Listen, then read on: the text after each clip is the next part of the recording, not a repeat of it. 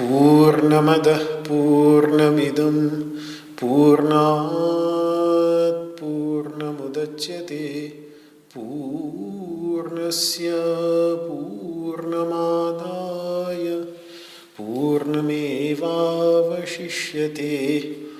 ॐ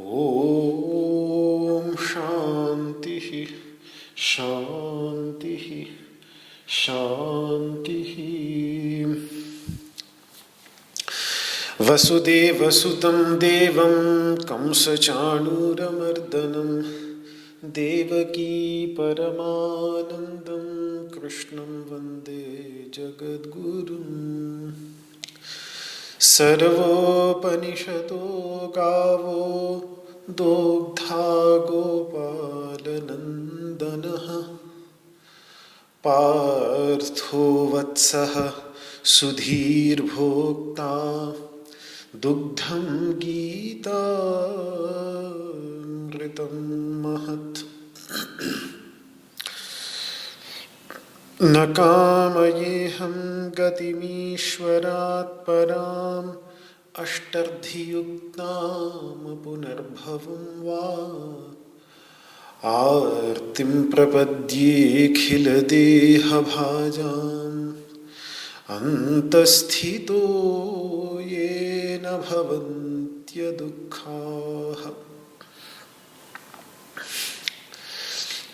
विश्वं दर्पणदृश्यमाननगरी तुल्यं निजान्तर्गतम्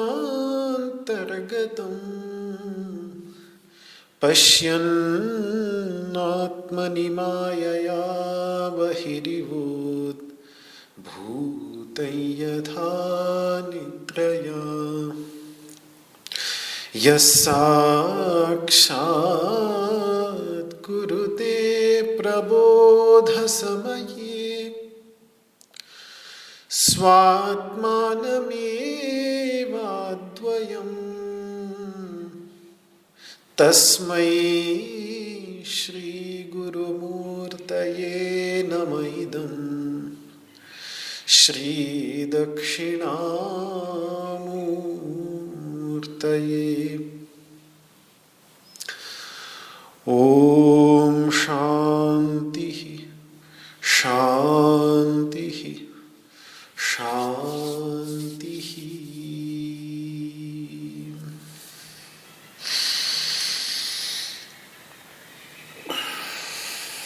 ओम नमो भगवते वासुदेवाय।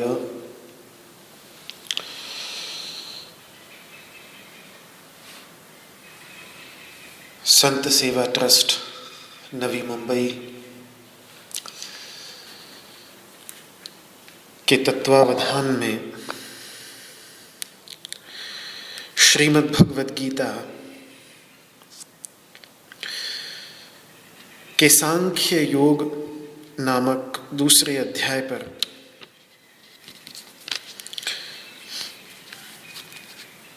कुछ गहन चिंतन करने का सौभाग्य मुझे उपलब्ध हो रहा है।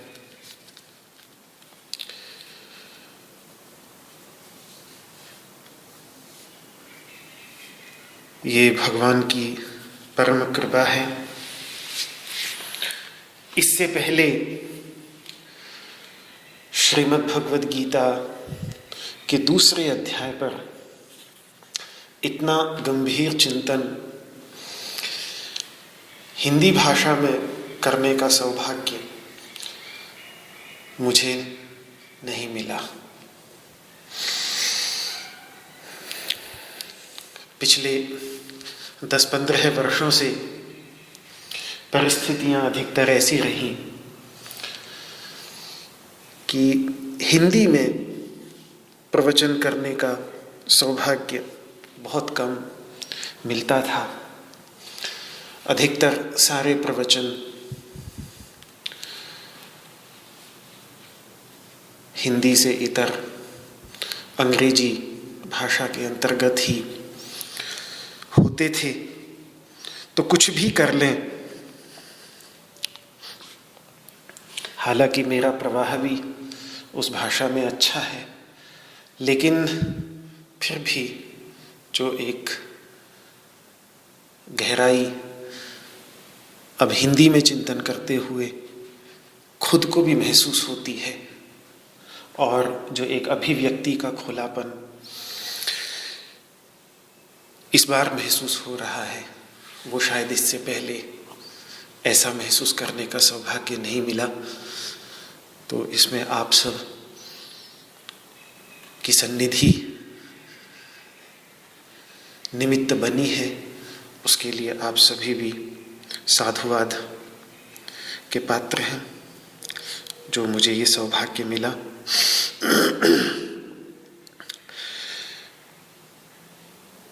तो दूसरे अध्याय के 11वें श्लोक को हम देख रहे थे, कल छेड़ दिया था इस श्लोक को। एक बार पुनः उच्चारण कर लें।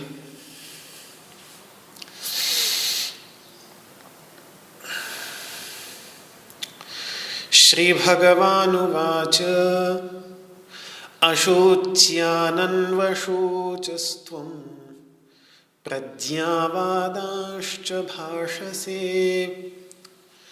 गतासून गतासूंश्च नानुशोचन्ति पंडिताः।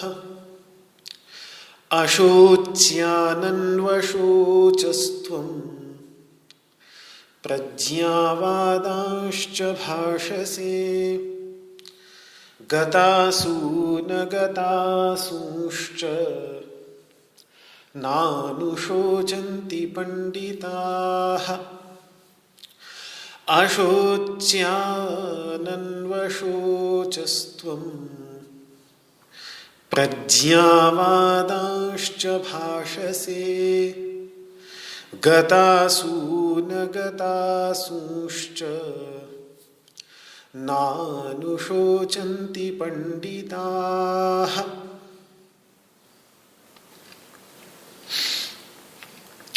हे अर्जुन, शोक जो न करने योग्य हैं उनके लिए तुम शोक करते हो, और फिर प्रज्ञा से भरी हुई बातें बोलते हो। अरे, जो वास्तविक पंडित होते हैं वो न उनके लिए शोक करते हैं जिनके प्राण जा चुके हैं, और उनके लिए तो शोक करना ही क्या जिनके प्राण अभी गए ही न हों। ये बात भगवान ने इस 11वें श्लोक में कही, और मैं आपको कल बतला रहा था कि ये गीता जी का एक बीज श्लोक है। जैसे बीज के 2 दलों को व्यक्ति अलग करे और माइक्रोस्कोप के नीचे रखे, तो वृक्ष की पहली 2 पत्तियां बहुत ही सूक्ष्म रूप में उसके अंतर्गत दिख जाती हैं। इसी प्रकार इस श्लोक के अंतर्गत पहले अध्याय की बातें भी आ गई, अशोच्यानन्व शोचस्त्वम। दूसरे अध्याय की यहां तक की पहले 10 श्लोकों की बातें भी आ गई, प्रज्ञावादाश्च भाषसे। और इसके बाद भगवान श्री कृष्ण के जो शेष उपदेश पूरी गीता के अंतर्गत अब यहाँ 11वें श्लोक से प्रारंभ होकर के 18वें अध्याय में जो भगवान श्री कृष्ण का अंतिम उपदेश है, मा शुचः 66वें श्लोक में, वहां तक जो भी बातें वो सब सूत्र रूप से, बीज रूप से संकलित हो गई। गतासु न गतासुश्च नानुशोचन्ति पंडिताः, इसके अंतर्गत।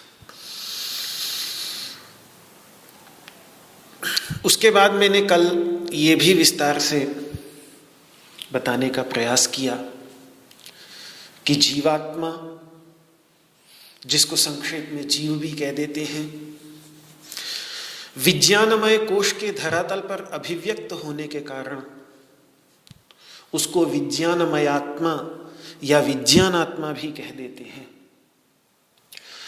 क्योंकि वो चित्त तत्व का, सच्चिदानंद में जो चित्त तत्व है, उस चित्त तत्व का प्रतिबिंब होने के कारण, जैसे सूर्य के प्रतिबिंब में सूर्य के प्रकाश और गर्मी का आभास दिखाई देता है, उसी प्रकार से चित्त के प्रतिबिंब जीव में चैतन्य का आभास प्रतीत होने के कारण इसको चिदाभास भी कह देते हैं। इस पुरी के अंतर्गत नवद्वार जो पुरी है, शरीर की पुरी, शहर, इसके अंतर्गत शयन करने वाला होने के कारण इसको पुरुष भी कह देते हैं। प्राणों को धारण करता है, इसीलिए ही जीव कह देते हैं, क्योंकि जीव प्राण धारणे धातु है। तो बहुत सारे शब्द हैं, जीव है, जीवात्मा है, विज्ञानात्मा है, विज्ञानमय आत्मा है, चिदाभास है, पुरुष है। ये सारे के सारे शब्द उस एक ही तत्व को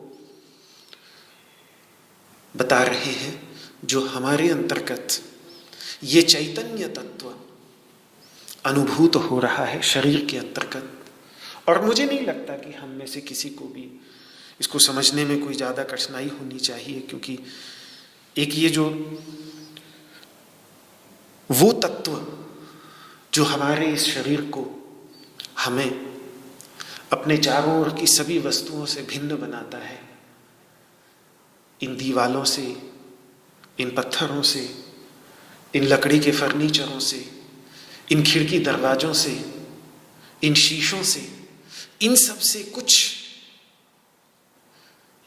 तत्व है हमारे शरीर के अंतर्गत जो हमें चेतनता प्रदान करता है, जो हमारे अंतर्गत विद्यमान इस सचेतन अनुभूति का, चेतन अनुभूति का मूल स्रोत है,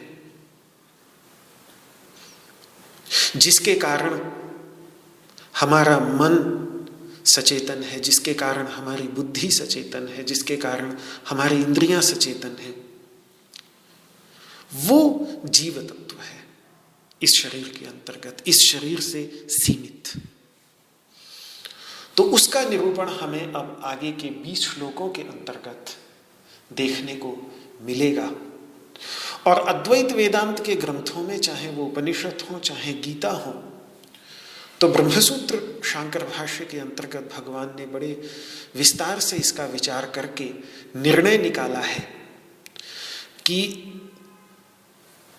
विज्ञानमय आत्मा, विज्ञानात्मा, जीवात्मा, इसके निरूपण की आवश्यकता इसीलिए है, इसका निरूपण इसीलिए इन ग्रंथों के अंतर्गत किया जाता है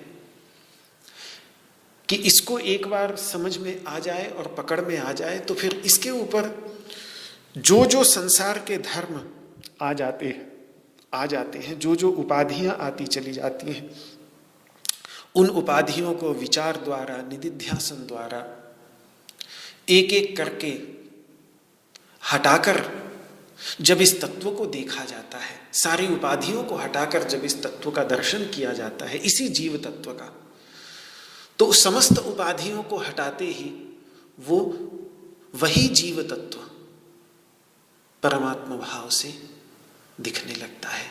परमात्मा भाव के रूप में वो उसी का ही जो वास्तविक परमात्मा भाव है, वो परमात्मा भाव अभिव्यक्त हो जाता है। क्यों? क्योंकि वो परमात्मा तत्व ही जीव के रूप में इस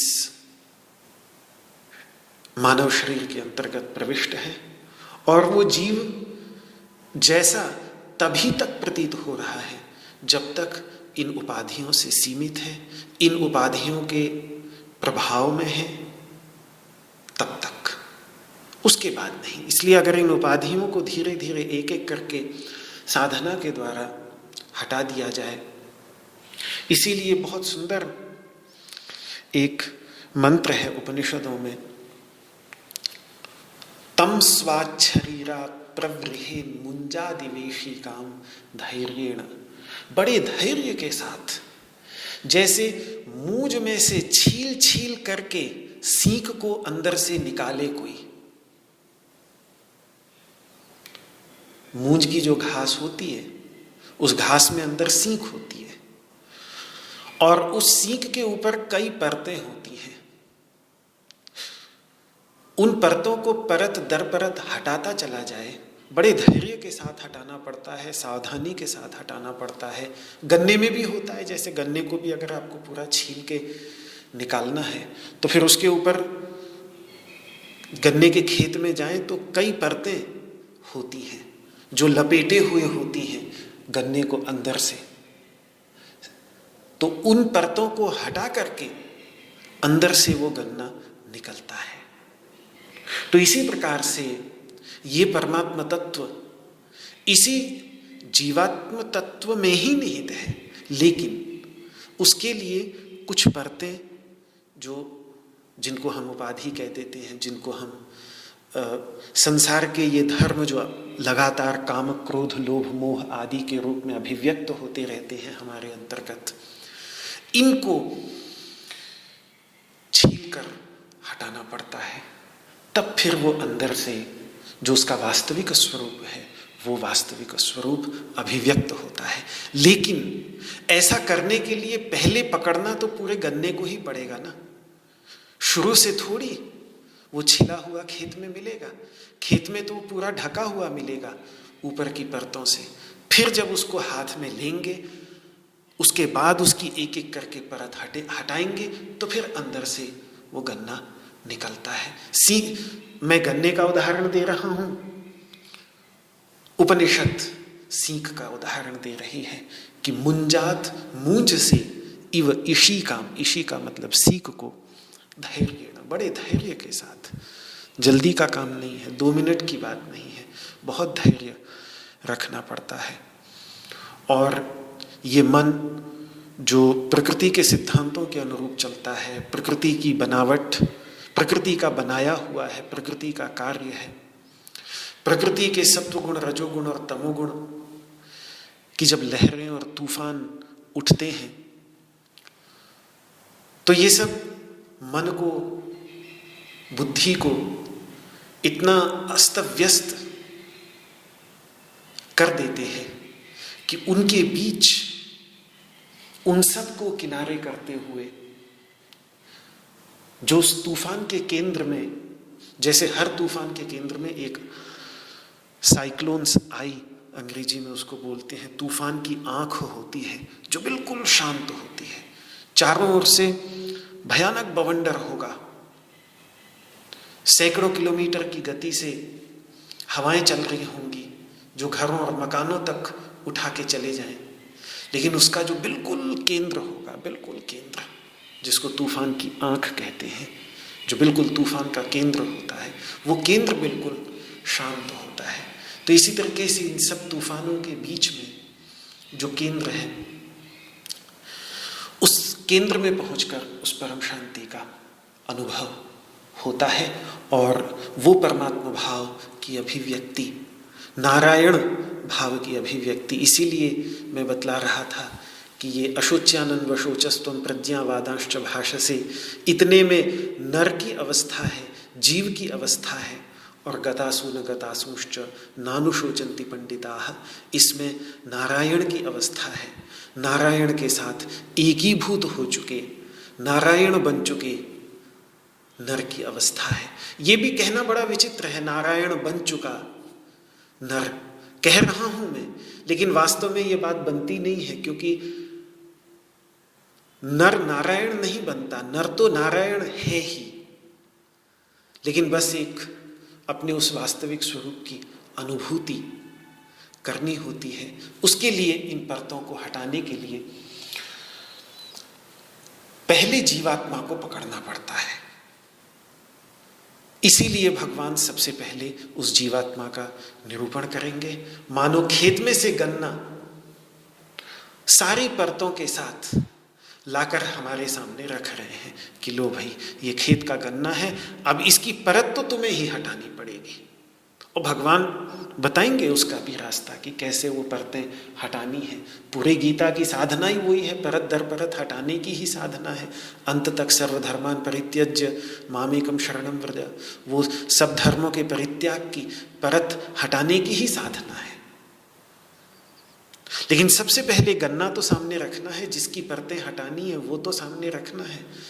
वो है जीवात्मा, वो है जीव तत्व, जिसका निरूपण भगवान इन 20 श्लोकों के अंतर्गत अर्जुन के सामने करने जा रहे हैं, जो सांख्य तत्व के केंद्र, सांख्य दर्शन के केंद्र में तत्व है। और इसीलिए इसको सांख्य योग कहते भी हैं, क्योंकि सांख्य दर्शन जिस रूप में भी प्राप्त होता है, उस रूप में ये वेदांत परब्रह्म परमात्मा तत्व की इतनी स्पष्ट बातें करता है, उपनिषद परमात्मा तत्व की इतनी स्पष्ट बातें करती हैं।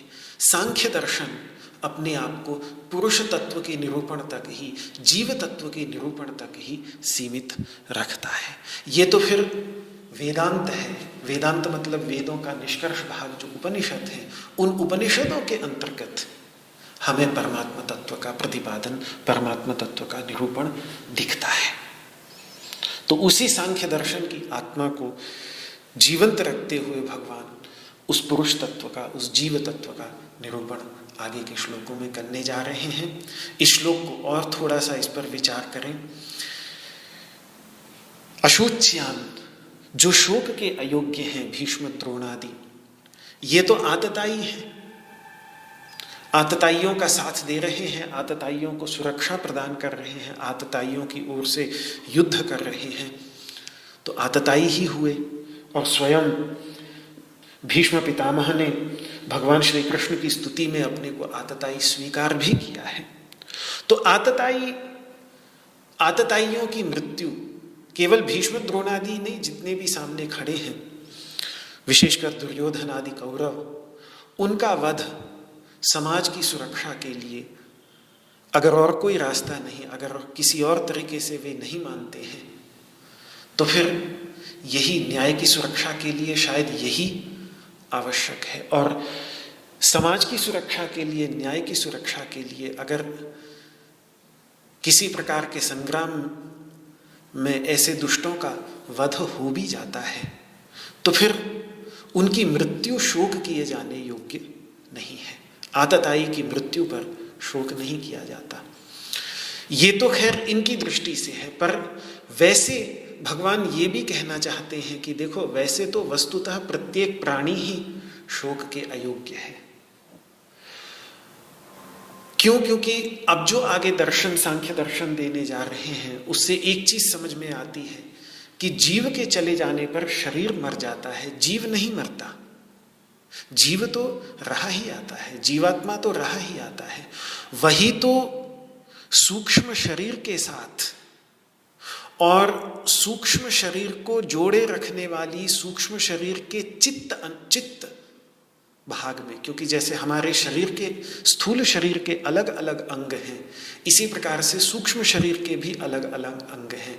5 ज्ञानेंद्रियां होती हैं सूक्ष्म शरीर में, 5 कर्मेंद्रियां होती हैं सूक्ष्म शरीर में, 5 प्राण होते हैं, और मन, बुद्धि, अहंकार और चित्त, ये 4 अंतःकरण, इन सबको मिलाकर जो शक्ति तत्व, मतलब जब मैं आँख कहता हूँ तो आँख जिसे हम आंख समझते हैं, जो दर्पण के अंतर्गत देखने से हमें अपनी आंखें दिखती हैं, दूसरों के चेहरे पर हम देखते हैं तो हमें आंखें दिखती हैं, वो इंद्रिय नहीं है, वो तो स्थूल शरीर है।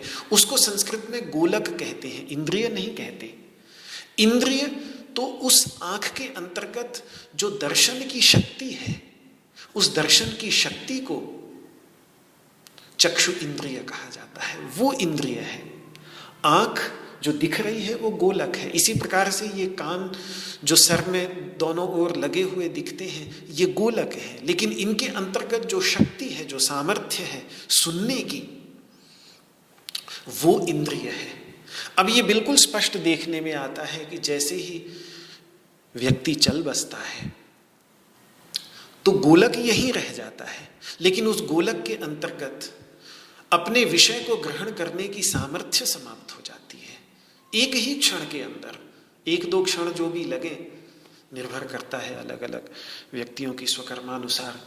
शरीर का विसर्जन भी अलग अलग तरीके से होता है। कुछ का एक दो क्षणों के अंतर्गत ही बस बेहोशी सी छाई और चले गए। तो एक दो क्षणों के अंतर्गत ही सारी की सारी इंद्रियों की जो शक्ति है, जो सामर्थ्य है, जो ठीक ठाक काम कर रही थी, वो एक आध मिनट के अंदर ही पूरी तरह से सारा काम करना बंद कर देती हैं। गोलक रहा आता है, इंद्रियां चली जाती हैं। तो गोलक स्थूल शरीर का हिस्सा है, लेकिन उनके अंतर्गत जो शक्ति है, जो सामर्थ्य है, वो सूक्ष्म शरीर कहलाता है। इसी प्रकार से मस्तिष्क मन का गोलक है, जिसको हम अंग्रेजी में ब्रेन कह देते हैं। जो ये अरबों खरबों कोशिकाओं का बना हुआ मानवीय मस्तिष्क है, ये गोलक है अंतःकरण का। लेकिन इसके अंतर्गत विद्यमान जो शक्ति है, जो सामर्थ्य है बोधन करने की, मनन करने की, संस्कारों को धारण करने की, अहंता का भाव, इस संपूर्ण ब्रह्मांड से अलग मैं हूं, इस प्रकार के भाव उत्पन्न करने की जो सामर्थ्य है, जो शक्ति है, उस शक्ति को अंतःकरण कहा जाता है। और वो शक्ति सूक्ष्म शरीर का हिस्सा है, और वो शक्ति कुछ ही पलों के अंतर्गत विलीन हो जाती है जैसे ही व्यक्ति का मरण होता है।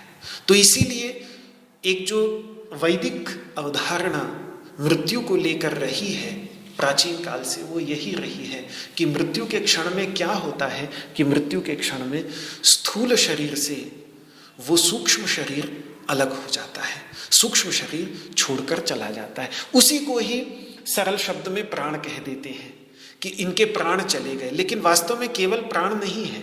और प्राण उपनिषदों में बहुत ही व्यापक शब्द है।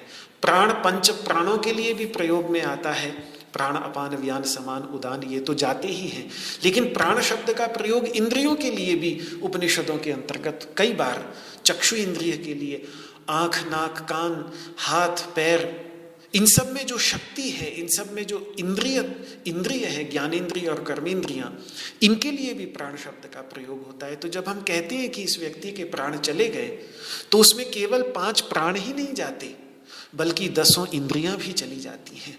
और उन सब के मूल में मन बुद्धि अहंकार चित्त, बुद्धि को हृदय इसीलिए भी कह देते हैं वैदिक अवधारणा के अंतर्गत, क्योंकि जिस प्रकार से ये बाहर का हृदय गोलक जो धड़कता है छाती में, ये जिस प्रकार से मानवीय शरीर के केंद्र में विद्यमान है, इसी प्रकार से सूक्ष्म शरीर के केंद्र में बुद्धि विद्यमान होती है। जैसे ये पूरे शरीर को भरण पोषण प्रदान कर रही है, पूरे शरीर को ये जो हृदय गोलक है, ये हृदय गोलक जिस प्रकार से पूरे शरीर को पोषण देता है, पूरे शरीर में रक्त पहुंचाकर पूरे शरीर को जीवंत बनाए रखता है, उसी प्रकार से वो बुद्धि रूपी जो अंतःकरण है, वो भी 10 इंद्रियों, 5 प्राणों और मन अहंकार और चित्त, इन सभी के केंद्र में विद्यमान है। और उसी बुद्धि के अंतर्गत वो परमात्मा का प्रतिबिंब, चैतन्य तत्व का प्रतिबिंब भी होता है, जिसको जीव कहते हैं। तो जब हम कहते हैं कि प्राण निकल गए इनके। तो अब ध्यान दीजिए कि क्या क्या निकलता है वहां। एक शब्द जब हम कहते हैं तो उस एक शब्द के अंतर्गत क्या क्या चीजें हैं। उस एक शब्द के अंतर्गत, प्राण शब्द के अंतर्गत 5 ज्ञानेंद्रियां भी हैं, 5 कर्मेंद्रियां भी हैं, 5 प्राण भी है, मन बुद्धि अहंकार और चित्त भी है। बुद्धि के अंतर्गत विद्यमान उस परमात्मा का प्रतिबिंब भी है। जैसे आप अगर दर्पण में सूर्य का प्रतिबिंब पड़ रहा हो और उस दर्पण को इधर से उठाकर उधर रख दें, तो दर्पण के अंतर्गत जो विद्यमान सूर्य का प्रतिबिंब है, वो सूर्य का प्रतिबिंब भी इधर से उठकर उधर चला जाएगा। जहां जहां आप दर्पण लेके जाएंगे वही वही वो प्रतिबिंब भी जाएगा। तो परमात्मा सर्वव्यापक है। परमात्मा कहीं आ जा नहीं सकता। उसके न जाने योग्य कोई स्थान, उसके जाने योग्य कोई स्थान है ही नहीं, क्योंकि कोई ऐसा स्थान ही नहीं जहां परमात्मा पहले से न हो।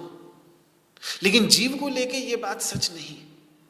जीव जो कि बुद्धि के अंतर्गत प्रतिबिंबित है, तो वो दर्पण में प्रतिबिंबित होने वाले सूर्य के प्रतिबिंब के समान सीमित है। वो एक स्थान से दूसरे स्थान में जा सकता है, वो एक शरीर से दूसरे शरीर में जा सकता है। कब? जब सूक्ष्म शरीर यानी प्राण एक शरीर से दूसरे शरीर में जाएंगे, तब साथ में वहां बुद्धि के अंतर्गत वो सर्वव्यापक परमात्मा का जो प्रतिबिंब अंशभूत जीव है, ममैवांशो जीवलोके जीवभूत सनातन, वो भी प्राण के साथ। तो कई बार हम कहते हैं इनके प्राण निकल गए, कई बार कहेंगे जीव निकल गया। जीवात्मा तो निकल गई इनकी, वो प्राण के अंतर्गत ही वो जीवात्मा भी रहती है। और अभी एक चीज और रहती है वहां जो चित्त है, चित्त, मन बुद्धि अहंकार चित्त, चौथा जो चित्त है, उस चित्त के अंतर्गत तमाम जन्म जन्मांतर के संस्कार और जो ये वासनाएं, अविद्या की वासना, अस्मिता की वासना, राग द्वेष की वासना, भय अभिनिवेश की वासना, काम क्रोध लोभ मोह मद मात्सर्य अभिमान, ये सब इनकी वासनाएं, इनके संस्कार, ये सब जैसे जीवन भर हमारे चित्त के अंतर्गत विद्यमान रहते हैं, तो ये संस्कार भी उस चित्त के अंतर्गत विद्यमान रहते हुए इस शरीर को छोड़कर उस शरीर में चले जाते हैं। तो शरीर की मृत्यु अवश्य हो जाती है, लेकिन वो सूक्ष्म शरीर, उस सूक्ष्म शरीर के अंतर्गत विद्यमान जीव, सारी वासनाएं और संस्कार, उन सब की मृत्यु नहीं होती इस मृत्यु में। वो जैसे कोई एक बस पहुंच गई तो फिर उस बस को छोड़कर बस के यात्री आगे बढ़ जाते हैं, इसी तरीके से जब शरीर पुराना हो गया, शरीर किसी काम का नहीं रहा, तो फिर इस शरीर को छोड़कर वो जो यात्री है वो अपना सारा सामान लेके, वासनाएं और संस्कार सामान है, उस सारे के सारे सामान को लेकर वो आगे की यात्रा में निकल जाता है और आगे जाके दूसरी बस में, दूसरी ट्रेन में बैठ जाता है, दूसरे शरीर में चला जाता है। तो इसीलिए उपनिषद कहती है जीवापेतम वावकिलेदम म्रियते न जीवो म्रियते। सूक्ष्म शरीर और सूक्ष्म शरीर के अंतर्गत विद्यमान जीव से रहित हो जाने पर यह स्थूल शरीर मरता है, लेकिन जीव नहीं मरता। वही उपनिषदों का दर्शन ऐसा भी है कि जब ये प्राण अर्थात सूक्ष्म शरीर स्थूल शरीर को छोड़ते हैं तो अपने साथ 3 चीजें साथ लेकर जाते हैं।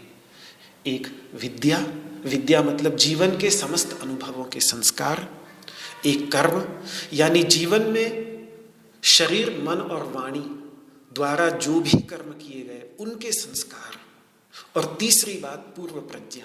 पूर्व प्रज्ञा मतलब भूतकाल में जो शुभाशुभ कर्मों के फलों का अनुभव किया है उसके परिणाम स्वरूप उत्पन्न हुई वासनाएं जो भविष्य में नए कर्मों को जन्म देती हैं,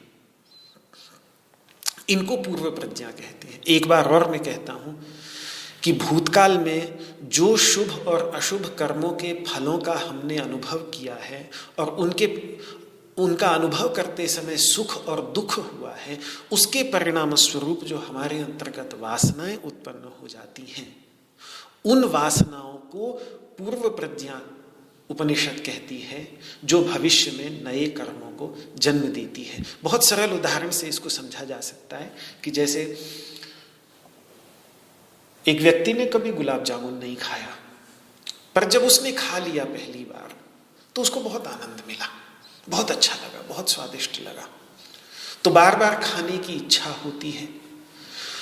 तो जैसे ही वो एक सुख का अनुभव हुआ वहाँ, तो उसके परिणाम स्वरूप फिर जब जब गुलाब जामुन दिखेगा और नहीं भी दिखेगा तो भी उसको खाने की इच्छा, फिर वो नए कर्म को, वो इच्छा, वो वासना जो है वो नए कर्म को जन्म देगी। या तो फिर व्यक्ति गुलाब जामुन बनाएगा या खरीदने जाएगा, पैसा नहीं है तो फिर उसको खरीदने के लिए, पैसा कमाने के लिए जाएगा, 10 रास्ते निकालेगा, लेकिन अपनी उस इच्छा की पूर्ति करेगा।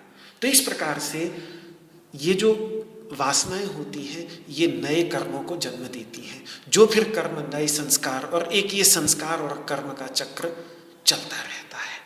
तो ये 3 चीजें,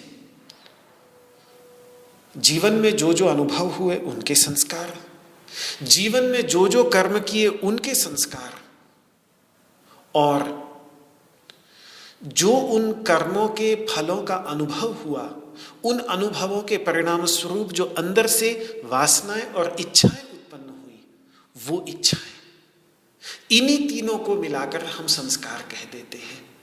और ये संस्कार जो हैं, ये चित्त के अंतर्गत सारे के सारे लगातार जीवन भर इकट्ठे होते रहते हैं।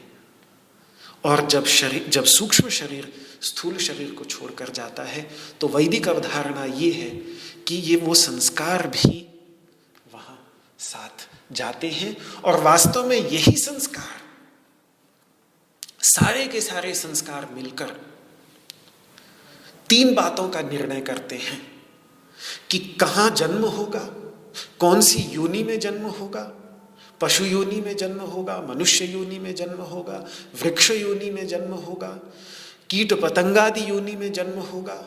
अगर मनुष्य योनि में भी जन्म होगा तो किन परिस्थितियों में जन्म होगा, राजकुमार के रूप में जन्म होगा, एक अनाथ बालक के रूप में जन्म होगा, जन्म देते ही जिसकी माँ चल बसे, ऐसा जन्म होगा।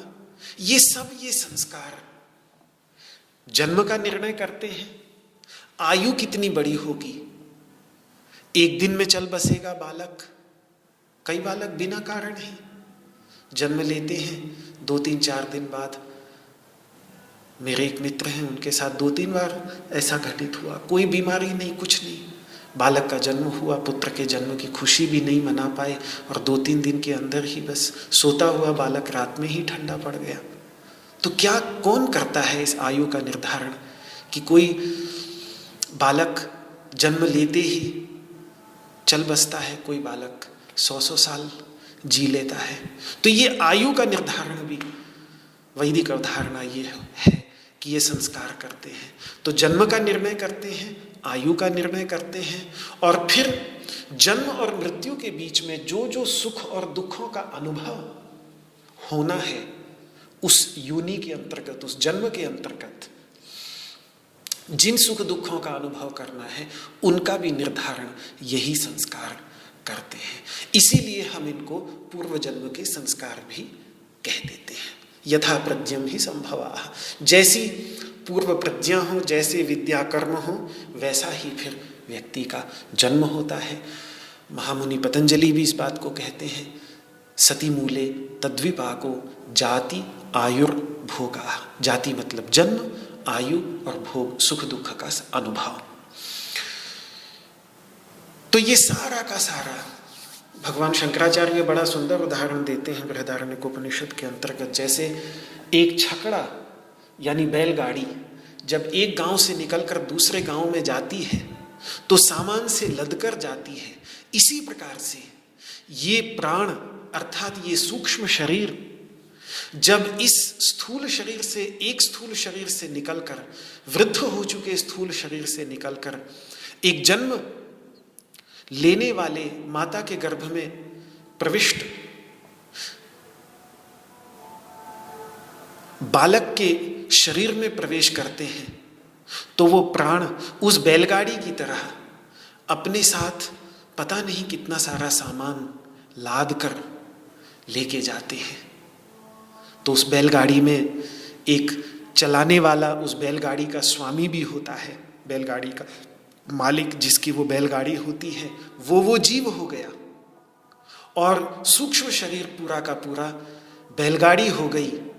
और ये संस्कार और वासनाएं जो हैं ये वो सामान हो गई जो सामान लाद कर प्राण एक शरीर से दूसरे शरीर में ले जाता है। और कहाँ ले जाता है? ये प्राकृत संस्कार ऐसा नहीं कि केवल मनुष्य में ही हो, ये प्रत्येक प्राणी में होते हैं। यहाँ तक कि वृक्ष आदि स्थावर जीवों में भी ये प्राकृत संस्कार रहते हैं, ऐसा एक विश्वास भारतीय संस्कृति के ग्रंथों में हमें दिखता है। तो इतना विस्तृत निरूपण करने का जो मेरा उद्देश्य है वो यही है कि ये प्रदर्शित करना कि अशोच्य क्यों कह रहे हैं, शोक के योग्य क्यों कह रहे हैं भगवान। क्योंकि वो ये कह रहे हैं कि जो जीव है, जो वास्तव में वो व्यक्ति है, वो नहीं मरता, केवल शरीर मरता है, जीव की मृत्यु नहीं होती। और ये संस्कार, जिन संस्कारों की मैं बात कर रहा था, ये संस्कार बहुत ही आवश्यक हैं, क्योंकि यही सूक्ष्म शरीर को जोड़े रहते हैं, यही सूक्ष्म शरीर को बनाए रहते हैं, जिस सूक्ष्म शरीर में फिर वो सर्वव्यापक चैतन्य सत्ता प्रतिबिंबित रहती है, जिस प्रतिबिंब को जीव कहते हैं। तो इन सब बातों से ये स्पष्ट है कि स्थूल शरीर का विनाश जब होता है, जब हमें स्थूल शरीर का विनाश होते हुए दिखता है, तो उस समय सूक्ष्म शरीर का और सूक्ष्म शरीर के अंतर्गत विद्यमान जीवात्मा का विनाश नहीं होता। इसीलिए जीवात्मा के लिए शोक नहीं बनता, शोक करना उचित नहीं। जिसको ऐसा ज्ञान हो, ऐसे व्यक्ति को, उस जीवात्मा के लिए, क्योंकि जीवात्मा तो मरा ही नहीं, जो मरा ही नहीं उसके लिए शोक क्या करना। तो इसीलिए भगवान उसे अशोच्य कह रहे हैं, शोक के अयोग्य कह रहे हैं। तो कहिए कि भाई नहीं, हम तो शरीर के लिए शोक कर रहे हैं, हम जीवात्मा के लिए थोड़ी शोक कर रहे हैं। तो फिर रही शरीर की बात, तो उसकी सच्चाई ये है कि शरीर की मृत्यु तो जन्म के क्षण से ही निश्चित हो चुकी थी, वह तो मृत्यु से ग्रसित तत्व है। क्या कह रहे हैं प्रजापति इंद्र को कि मघवन मर्त्यम व इदम शरीरम, ये शरीर तो मर्त्य है, आत्म मृत्यु ना, ये तो मृत्यु की दाढ़ में फंसा हुआ है। कब मृत्यु अपने दांत भींच ले और शरीर खत्म, पता भी नहीं चलता। कब, मिनटों में, किसी भी अवस्था में लोग चल बसते हैं। सब हमारे अनुभव का विषय है, संसार में प्रतिदिन चलता रहता है। और वैसे अगर गहराई से आधुनिक चिकित्सा विज्ञान की भी दृष्टि से देखें तो शरीर में प्रत्येक क्षण हजारों कोशिकाएं मर रही हैं। इसी शरीर के अंतर्गत जन्म और मृत्यु लगातार, इस समय भी, इस एक घंटे में, न जाने, जो ये एक घंटे हम गीता का प्रवचन सुनते हैं, इस एक घंटे के अंतर्गत न जाने कितनी हजारों लाखों कोशिकाएं नई उत्पन्न हो जाती हैं और हजारों लाखों कोशिकाएं मर चुकी होती हैं। आधुनिक चिकित्सा विज्ञान के जो शोध हैं उनको जब देखते हैं तो पता चलता है कि इस शरीर में लगभग प्रति 24 घंटों के अंतर्गत लगभग 50 अरब कोशिकाओं की मृत्यु हो जाती है। हमारी आंतड़ियों की कोशिकाएं 4 दिन में बदल जाती हैं, त्वचा की कोशिकाएं 2 से 3 सप्ताह में बदल जाती हैं। तभी तो त्वचा में कोई घाव हो जाए तो तुरंत किस प्रकार से भर जाता है। लाल रक्त कोशिकाएं लगभग 4 महीने में और श्वेत रक्त कोशिकाएं लगभग 1 साल में सारी की सारी मरकर बदल जाती हैं। यहाँ तक कहा जाता है आधुनिक चिकित्सा विज्ञान के अंतर्गत कि लगभग साल भर में हमारे शरीर के बराबर वजन की कोशिकाओं की मृत्यु हमारे शरीर में से हो जाती है। और इस प्रकार लगभग 50 वर्ष का होते होते मानव शरीर में मस्तिष्क की कोशिकाओं को छोड़कर बाकी सब कुछ बदल चुका होता है। इसलिए यह शरीर दिखता तो स्थिर है, पर वास्तव में एक नदी के समान लगातार प्रवाहशील है। ये गंगा नदी जो सामने बहती हुई दिखती है, तो इसमें पानी की बूंदें लगातार बहती चली जा रही हैं। हमें लगता है कि हम उसी नदी में डुबकी लगा रहे हैं, लेकिन कभी उस नदी में दोबारा डुबकी लगा ही नहीं सकते, क्योंकि वो बूंदें तो चली गई। जिन बूंदों को मिलकर वो नदी बनी थी, वो तो एक क्षण के अंतर्गत आगे बढ़ जाती हैं। ऐसा ही ये शरीर, अगर ज्ञान के चक्षु से कोई इसे देखे तो केवल चित्त ही नदी नहीं है। चित्त को तो नदी योगी लोग कहते ही हैं, बल्कि शरीर को भी एक स्थान पर, मुझे महाभारत का वो रूपक बहुत अच्छा लगता है, जहाँ धर्म व्याध, जो व्याध गीता के उपदेशक हैं, वो वेदज्ञ ब्राह्मण कौशिक को उपदेश देते हुए इस शरीर को एक नदी के समान बतलाते हैं। पंचेंद्रिय जलाम नदी, नदी के साथ इस शरीर की तुलना की है, क्योंकि वास्तव में नदी के समान यह प्रवाहित हो रहा है। तो जिस शरीर की लगातार जन्म मृत्यु चल रही है, वो जो एक मृत्यु 10 साल बाद, 20 साल बाद, 50 साल बाद हमारे जीवन में परम मृत्यु आएगी, जो सर्वथा सुनिश्चित है ही, वो आएगी ही, वो हर किसी की आएगी, सबको पता है, कोई भी इसका अपवाद नहीं। उस मृत्यु की तो बात छोड़िए, अभी भी लगातार इसके अंतर्गत कोशिकाओं की, और कोशिकाएं अपने आप में, आज के विज्ञान में हम इतने अच्छे तरीके से जानते हैं कि कोशिकाएं अपने आप में एक जीवंत तत्व हैं, उनको अकेले जीवित रखा जा सकता है, तो अपने आप में एक वो जीवित तत्व है, पूरी तरह से जीवन की एक इकाई है। लेकिन लगातार उनकी मृत्यु इस शरीर के अंतर्गत 24 घंटे लगातार चलती रहती है, और भविष्य में जिसकी चरम मृत्यु सर्वथा सुनिश्चित है, मतलब ब्रह्मा विष्णु महेश, ये 3 शक्तियाँ लगातार इस शरीर के अंतर्गत काम कर रही हैं। ब्रह्मा जी लगातार शरीर के नया शरीर उत्पन्न करने में लगे हुए हैं, विष्णु तत्व उसको धारण करने में लगा हुआ है, और शिव तत्व संहार करने में लगा हुआ है। ये शरीर के अंतर्गत ही लगातार ये तीनों शक्तियाँ कार्यरत हैं, प्रत्येक शरीर के अंतर्गत। तो जिसकी लगातार मृत्यु हो रही है, उसकी भविष्य में चरम मृत्यु भी जिसकी सर्वथा सुनिश्चित है, उस शरीर के लिए शोक कैसा?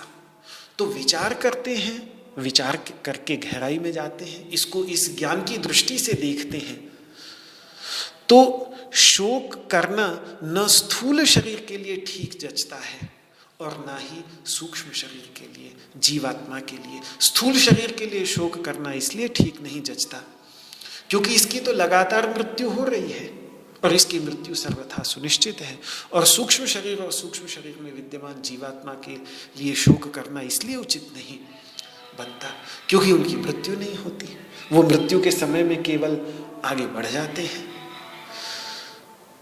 तो इतना होने के बावजूद फिर भी ये कितनी विचित्र बात है कि प्रियजन का वियोग होने पर शोक हम सबको होता ही है, और अर्जुन को भी हो ही रहा है। और इस शरीर से अतीत, शरीर से भिन्न, शरीर के स्वामी जीवात्मा का ज्ञान प्राप्त हो जाने के बाद भी शोक की निवृत्ति हो जाए, ये संभव नहीं, ये नहीं होता।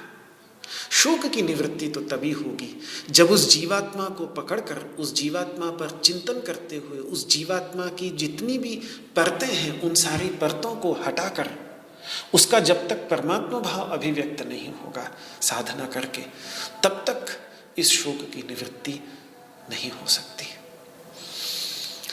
तो यही गीता, यही बृहत्तर कार्य गीता अपने ऊपर ले रही है। लेकिन भगवान प्रारंभ में अर्जुन को जागृत करने के लिए यही कह रहे हैं कि शोक के योग्य जो नहीं, उनके लिए ही अर्जुन तुमने शोक किया। शोक यही किया था उसने कि जब अर्जुन ने कहा था कि अब इनके बिना हम राज्य का क्या करेंगे, इनके बिना जीवन तक का भी क्या करेंगे, अगर ये नहीं रहे तो जीकर क्या करना, राज्य का क्या, किन्नो राज्य न गोविंद, इस राज्य का क्या करेंगे जब यही नहीं रहे तो, किम भोगई, भोगों का जीविते नवा, जीवन का भी क्या करना। तो यही शोक है जब यहां तक बात पहुंच जाती है कि अब जीने का भी आनंद न रहा, जीवन में से आनंद निकल गया, खुशी निकल गई, जीवन भी भारी भारी लगने लगा, तो यही तो शोक है। तो जो शोक के योग्य नहीं है उनके लिए भी तुमने शोक किया अर्जुन, फिर भी प्रज्ञावादाश्च भाषसे, और बातें बुद्धिमानों के जैसी, धर्म के तत्व की बातें। पहले अध्याय के अंत में कितने धर्म की तत्व की बात की है। उसके बाद गुरु नहत्वा हिमहानुभावान श्रेयो भोक्तुम भैक्षमपि हलोके, भिक्षाचर्या संन्यास लेने के निश्चय तक की बात सुनने में लगती है कि बड़े ज्ञानी हैं, बड़े विरागी महापुरुष हैं, भिक्षाचर्या लेना चाहते हैं, परिव्राजक का जीवन व्यतीत करना चाहते हैं, संन्यास लेना चाहते हैं। तो बातें इतनी बड़ी बड़ी लेकिन काम इतना तुच्छ, बातें इतनी बड़ी बड़ी लेकिन फिर भी शोक। तो शोक वास्तविक है, बातें खोखली है, प्रज्ञा से भरी हुई बातें ही हैं। बातें ही आवे बातें ही जावे, बातें के बल बैठे खाएं, जैसे हिंदी में एक कहावत है। तो वैसी खोखली बातें हैं ये। शोक वास्तविक है, शोक वहां पर वस्तुतः है। तो एक ये नर की अवस्था, सामान्य नर की, नर मात्र की, कोई भी नर मतलब मनुष्य, नर हो नारी हो, संस्कृत में पुल्लिंगवाचक शब्द का प्रयोग करने से स्त्रीलिंगवाचक शब्द उसके अंतर्गत अपने आप ही व्याकरण की दृष्टि से समाहित माने जाते हैं।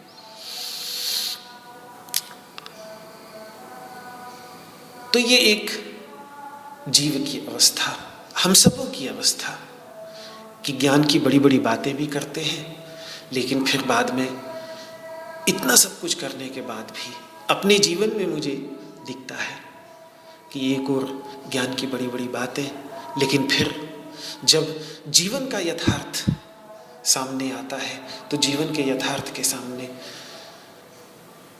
ना खेल जाना बहुत कठिन होता है।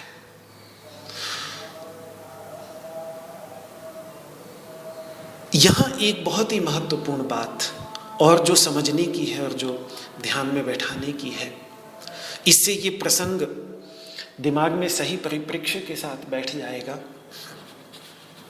कि आगे के जो 20 श्लोक हैं वो एक किस्म से आप कह सकते हैं कि अशोच्यानन्व शोचस्त्वम इतने की ही व्याख्या है। मतलब 30वें श्लोक तक क्यों शोक नहीं करना चाहिए। आप देखिए 30वें श्लोक के अंत में भी भगवान क्या कह रहे हैं, तस्मात् सर्वाणि भूतानि न त्वं शोचितुम् अर्हसि।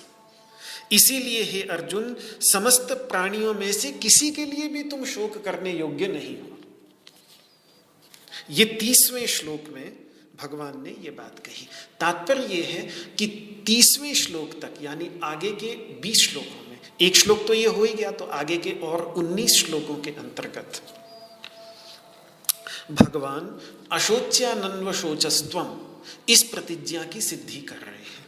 जो उन्होंने बात कही कि शोक के जो अयोग्य हैं उनका तुमने शोक किया, तो ये शोक के अयोग्य क्यों हैं, क्यों इनका शोक नहीं किया जाना चाहिए, क्यों इनको लेकर शोक नहीं करना चाहिए, इसमें तर्क भगवान के अगले 19 श्लोकों के अंतर्गत, इन 20 श्लोकों के अंतर्गत हमें दिखेंगे। तो अशोच्य का शोक क्यों नहीं करना चाहिए, तो इनमें भगवान अर्जुन द्वारा किए जा रहे अशोच्य के शोक, अशोच्य के लिए जो शोक कर रहा है अर्जुन, वो गलत क्यों है, वो अनुपयुक्त क्यों है, वो अयुक्तयुक्त क्यों है, ये भगवान समझाएंगे। और उसके बाद के जो श्लोक हैं 31वें श्लोक से लेकर जो उसके बाद के जो श्लोक हैं उन श्लोकों के अंतर्गत, यानी 31वें श्लोक से लेकर और 38वें श्लोक तक, यानी 8 श्लोक हो गए। उन 8 श्लोकों के अंतर्गत प्रज्ञावादांश्च भाषसे, जो भगवान ने कही कि क्यों अर्जुन की बातें प्रज्ञावाद हैं, क्यों अर्जुन की पीछे कही हुई बातों में बड़बोलापन है। वो बातें तो धर्म की हैं बड़ी बड़ी, लेकिन वास्तविक धर्म क्या है, उस वास्तविक धर्म के तत्व से पूरी तरह अनजान होकर वो ये बातें बोल रहा है। तो उन 8 श्लोकों के अंतर्गत जो 30वें श्लोक के बाद 8 श्लोक आएंगे, यानी 31वें श्लोक से लेकर 38वें श्लोक तक, उसमें भगवान ये दिखाएंगे कि प्रज्ञावादांश्च भाषसे, कि क्यों अर्जुन तुम्हारी बातें प्रज्ञावाद हैं, क्यों तुम्हारी ये बातें बड़बोलापन है, कि इनके अंतर्गत खोखलापन क्यों है। तो ये प्रसंग पूरा का पूरा 38वें श्लोक तक इस प्रकार का है। बस सांख्य दर्शन का प्रसंग एक किस्म से वहाँ समाप्त हो जाएगा और उसके बाद भगवान जो है वो योग की प्रसंग को बदल देंगे 39वें श्लोक से, और योग यानी कर्म योग, कर्म के बंधन से मुक्त करने के लिए अब वो परत हटाना शुरू करने लग गए। जो मैंने कहा ना कि जीव उन्होंने सामने रख दिया, थोड़ा सा झिड़क भी दिया कि भाई तुम्हारी बातें ये प्रज्ञावाद हैं, लेकिन इनके अंतर्गत प्रज्ञा कुछ है नहीं। सुनने में लगता है कि बहुत बड़ी बड़ी धर्म की बातें हैं, लेकिन है कुछ नहीं। वो 8 श्लोकों में समझाने के बाद तुरंत फिर भगवान कर्म के बंधन से, क्योंकि कर्म के बंधन से मुक्ति मतलब कर्म के संस्कारों के बंधन से मुक्ति, यही, क्योंकि इस सूक्ष्म शरीर को और इस जीव को फंसाए रखने का सारा काम यही संस्कार करते हैं। ये संस्कार सारे के सारे धुल जाएं, मिट जाएं, ये वासनाएं सारी की सारी धुल जाएं, भस्मीभूत हो जाएं। और ये होता ज्ञान की अग्नि से, यही तो होता है, ज्ञानाग्नि सर्वकर्माणि भस्मसात् कुरुते तथा। ये एक बार के लिए भस्मीभूत हो जाएं तो ये सूक्ष्म शरीर भी बिखरने लगता है। और जैसे दर्पण यदि बिखरने लग जाए तो फिर उस दर्पण के अंतर्गत जो वो छोटा सा प्रतिबिंब है, वो छोटा सा प्रतिबिंब भी जहां से निकला उसी में वापस चला जाएगा, विनष्ट नहीं होगा। केवल उसकी जो एक अलग सत्ता दिख रही थी, सूर्य से अलग जो दिख रहा था, वो छोटा सा सूर्य का प्रकाश जो सभी ओर व्याप्त है, उससे अलग जो वो दर्पण का प्रतिबिंब दिख रहा था, वो अलग जो दिख रहा था, सीमित छोटा सा, वो गायब हो जाता है। और जिस प्रकार से गंगा नदी समुद्र में मिलकर अनंत समुद्र में विलीन, एक भी बूंद विनष्ट नहीं होती, लेकिन अनंत समुद्र के अंतर्गत विलीन हो जाती है और अपनी 2 तटों की सीमाओं को तोड़कर एक अनंत स्वरूप को प्राप्त कर लेती है। उसी प्रकार से कर्म के संस्कारों का बंधन छूट जाने पर इस जीव की भी अवस्था परमात्मा के साथ ऐसी ही होती है। गंगा नदी उसी समुद्र से निकली और उसी समुद्र के अंतर्गत विलीन हो जाती है। जीव उसी परमात्मा से निकला और उसी परमात्मा के अंतर्गत विलीन हो जाता है। तो इसकी चर्चा तुरंत, इसलिए मैंने कहा कि पहले भगवान ने गन्ना सामने रख दिया और फिर उसको छीलने का तरीका बतलाएंगे। तो ये जो 20 श्लोक हैं, इसमें हमारे सामने जीव रख रहे हैं, गन्ना रख रहे हैं, और फिर 31वें श्लोक से कर्म बंधन को हटाने की बात, वो जो छिलका, जिस छिलके ने ढका हुआ है उस गन्ने को, उस छिलके को हटाने की बात भगवान की शुरू हो जाएगी। और बस वहीं से फिर गीता के अंतर्गत प्रवेश होता चला जाएगा। जब ये बातें अर्जुन को ठीक नहीं समझ में आएंगी तो फिर प्रश्न पूछेगा, कर्मयोग चल पड़ेगा, बहुत कुछ चल पड़ेगा, फिर पूरी गीता ही हमारे सामने होगी। पर प्रवेश का जो तरीका है, प्रवेश की जो पद्धति है, वो इस प्रकार से है। पहले जीव का निरूपण, पहले 20 श्लोकों में जीव का निरूपण, 8 श्लोकों में अर्जुन को ये दिखाना कि उसकी बातें प्रज्ञावाद क्यों हैं, और उसके बाद 39वें श्लोक से फिर कर्म के बंधन, कर्म के संस्कारों से मुक्ति कैसे हो, इसका मार्ग, ये सब भगवान विस्तृत निरूपण करेंगे। इन पर जैसे जैसे देखेंगे समय आता चला जाएगा। अभी भी गतासु न गतासुश्च नानुशोचन्ति पंडिताः, इस उत्तरार्ध पर विचार बाकी है, लेकिन उस विचार को मैं फिर पुनः आपके सामने कल प्रस्तुत करूंगा।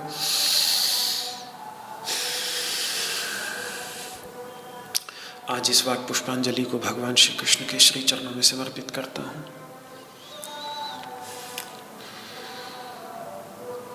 ओ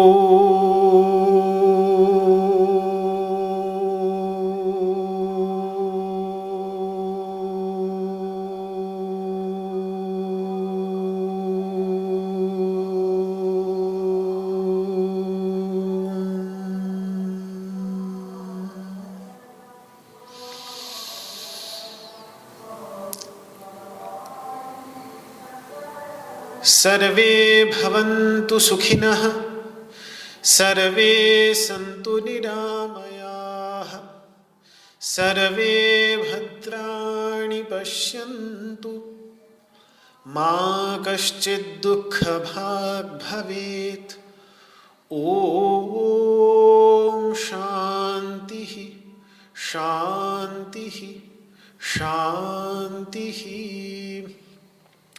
न त्वहं कामये राज्यं न स्वर्गं न पुनर्भवं, कामये दुःखतप्तानां प्राणिनाम् आर्तिनाशनं। श्री कृष्णार्पणमस्तु। आपको मेरा हाथ जोड़ करके प्रणाम। जय श्री कृष्ण, जय श्री कृष्ण, जय श्री कृष्ण।